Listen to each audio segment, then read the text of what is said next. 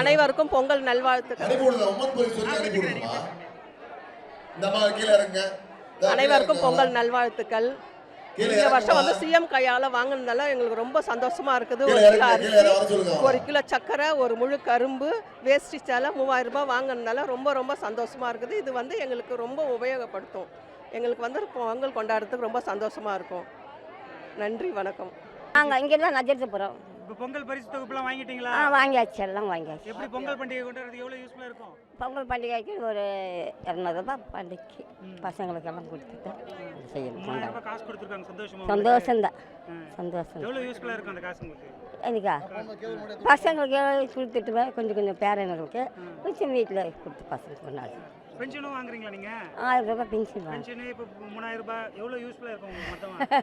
பசங்களுக்கு தானே கொஞ்சம் கொஞ்சம் கொடுப்பேனே, ஒரு 50 ரூபா 50 ரூபாய் பசங்க பேரன் பேச்செல்லாம் இருக்காங்களா, அவங்களுக்கு கொடுப்பேன். வீட்டில் கொஞ்சம் கொடுப்பேன். கொஞ்சம் அளவுக்கு ஆட்டோவுக்கு வாட்டி. உங்கள் பேர்?